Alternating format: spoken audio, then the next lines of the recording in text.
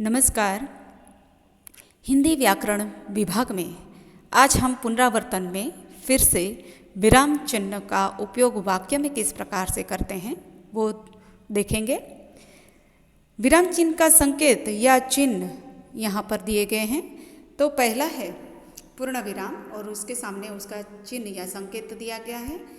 दूसरा है अल्प विराम, पहला पूर्ण विराम, दूसरा अल्प विराम, उसका चिन्ह इस प्रकार से अर्ध विराम। तो पहले ऊपर डॉट है, उसके बाद नीचे अल्प विराम है, तो ये अर्ध विराम है। ये प्रश्नार्थ चिन्ह है, ये उद्गार चिन्ह है, ये अवतरण चिन्ह है और ये योजक चिन्ह है। सिर्फ योजक चिन्ह में एक माइनस वाली निशानी आती है, तो ऐसे निशानी को, ऐसे संकेत को, ऐसे चिन्ह को योजक चिन्ह कहा जाता है। तो ये सारे हमारे विराम चिन्ह हैं और उनके संकेत हैं। विराम चिन्ह दो शब्दों का बना है, एक शब्द विराम और दूसरा शब्द चिन्ह है। विराम शब्द का अर्थ होता है ठहरना या रुकना और चिन्ह का अर्थ है निशान या संकेत। किसी भी भाषा बोलते, पढ़ते और लिखते समय अर्थ को स्पष्ट करने के लिए वाक्यों के पदों के बीच में या वाक्य के अंत में रुकना पड़ता है। इस रुकावट का संकेत देने वाले लिखित चिन्हों को विराम चिन्ह कहते हैं। तो विराम चिन्ह किसे कहते हैं वो आपको मैंने स्पष्ट किया। विराम चिन्ह के प्रयोग से अर्थ ग्रहण करने में सरलता रहती है। विराम चिन्ह का सही प्रयोग होना चाहिए, गलत प्रयोग से अर्थ बदल जाते हैं या तो अर्थ का अनर्थ हो जाता है। इसलिए विराम चिन्ह का वाक्य में बहुत ही महत्व है। आइए देखते हैं, एक एक विराम चिन्ह के उदाहरण देखते जाते हैं, जिससे ज़्यादा स्पष्ट हो जाएगा कि कौन सा विराम चिन्ह हमें कहाँ पर लगाना है, कैसे वाक्य में कौन से विराम चिन्ह का उपयोग होगा, देखते हैं।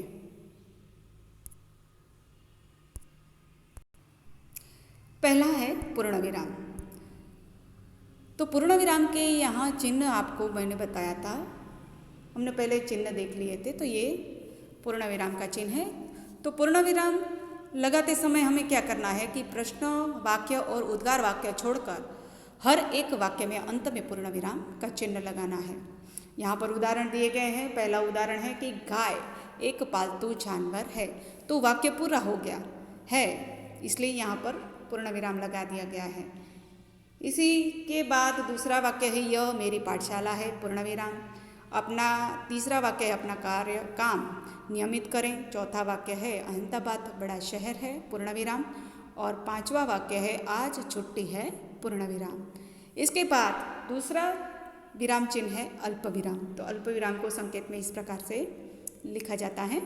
अल्प विराम का मतलब है कि वो चिन्ह कहाँ पर लगता है कि अल्प विराम का चिन्ह वाक्य में दो पदों को पढ़ते समय जहाँ थोड़ा सा रुकते हैं वहाँ अल्पविराम का चिन्ह लगाया जाता है। देखते हैं उदाहरण कि एक है निसर्ग रुको मैं आ रहा हूँ। हाँ, अगर अल्पविराम नहीं लगाएंगे तो सिंपल से बोलेंगे तो निसर्ग रुको मैं आ रहा हूँ, तो पता नहीं चलेगा।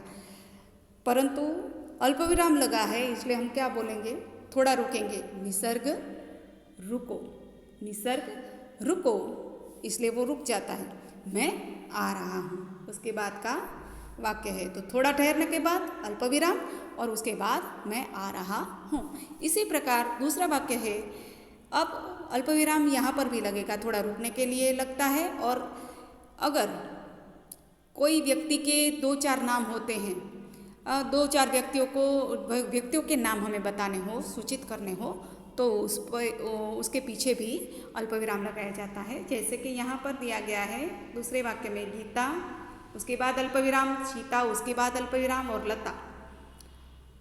तो गीता अल्पविराम, सीता अल्पविराम और लता, तो लता के बाद और शब्द आता है, इसलिए गीता के पीछे और सीता के पीछे अल्पविराम लगेगा। गीता, सीता, लता और हेमा स्कूल जा रही हैं। और वाक्य तो पूरा हुआ, इसलिए पूर्ण विराम भी लगाना है, बीच में अल्पविराम भी लगाना है। तीसरा वाक्य है मुझे गेहूँ, चावल और गुड़ चाहिए। तो गेहूं के साथ साथ चावल भी चाहिए, इसलिए गेहूं के पीछे अल्पविराम लगा है तीसरे वाक्य में। चौथा वाक्य है मनु ने साबुन, तेल, शक्कर और गुड़ खरीदा। तो साबुन के साथ साथ तेल, शक्कर और गुड़ खरीदे हैं, इसलिए यहाँ पर भी साबुन के पीछे, तेल के पीछे अल्पविराम लगेगा, शक्कर के पीछे और लगा दिया गया है। पांचवा है मैं जो कहता हूँ, कान लगाकर सुनो। तो थोड़ा रुका है, वाक्य में थोड़ा रुकना है, इसलिए कहता हूँ, उसके पीछे अल्पविराम लगा है, उसके बाद कान लगाकर सुनो। आगे है अर्धविराम। तीसरा जो विराम चिन्ह है वो अर्धविराम है। अर्धविराम का संकेत इस प्रकार से है, वाक्य में पढ़ते समय अल्पविराम से अधिक और पूर्ण विराम से कम रुकना हो, वहाँ अर्धविराम चिन्ह लगाया जाता है।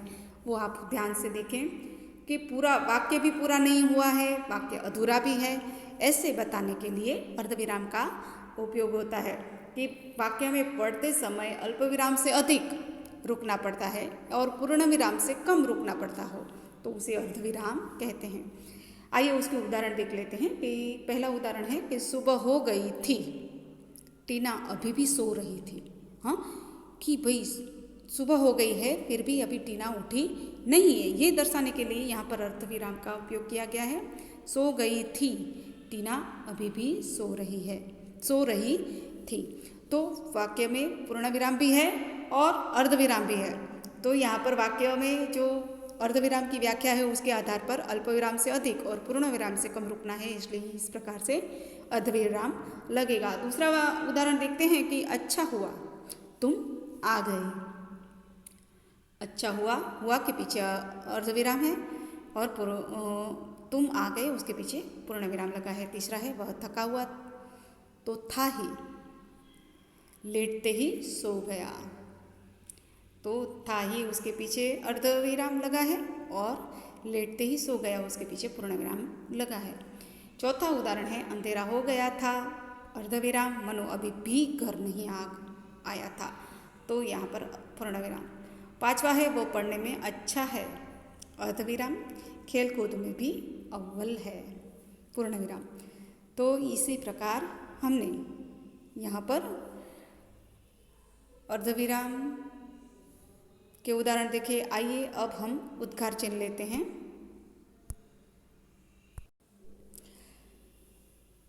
हमने अर्धविराम, अल्पविराम देखे, पूर्ण विराम देखे, उसके बाद प्रश्नार्थ चिन्ह और उद्गार चिन्ह के उदाहरण देखते हैं। तो प्रश्नार्थ चिन्ह है तो प्रश्न पूछे जाने वाले वाक्य में प्रश्नार्थ सूचक चिन्ह लगाया जाता है। प्रश्नार्थ चिन्ह में आपको पता ही है, प्रश्न पूछे जाते हैं उसमें पीछे प्रश्न चिन्ह लगाया जाता है, जिससे पता चलता है ये प्रश्न है। इस विराम चिन्ह का उपयोग प्रश्न सूचक वाक्य के अंत में होता है। पहला है आप कहाँ जा रहे हैं, वो आप सबको पता है। रमेश अहमदाबाद से कब आया, गांधी जी का जन्म कब और कहाँ हुआ था, तुम क्या कर रहे हो, और गाय के कितने पैर हैं। तो ये सारे प्रश्न सूचक चिन्ह हैं। इसके बाद है उद्गार चिन्ह। तो उद्गार चिन्ह इस प्रकार से है।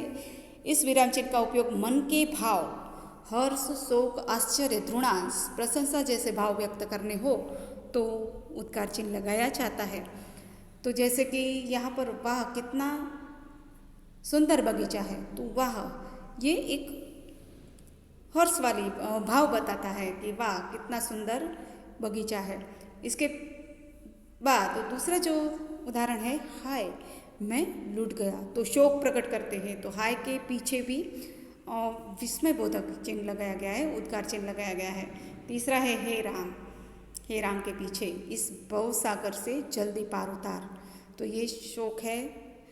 तो ये सारे शब्द शोक, हर्ष, आश्चर्य, घृणा यानी नफरत, तो ये सारे शब्द हो उसके पीछे उद्गार चिन्ह लगाया जाता है। उद्गार चिन्ह को विस्मय बोधक चिन्ह भी कहा जाता है। तो हमने यहाँ पर इन विराम चिन्हों के बारे में जानकारी प्राप्त की। अगर आपको अन्य कोई उदाहरण दिए जाएं कि वाक्य में उचित विराम चिन्ह लगाएं, तो अब आपको पता चल गया होगा कि कौन से शब्द के पीछे हमें कौन सा विराम चिन्ह लगाना है। तो यहाँ पर हमारे विराम चिन्हों की जानकारी पूर्ण होती है। चलो बच्चों, बाय।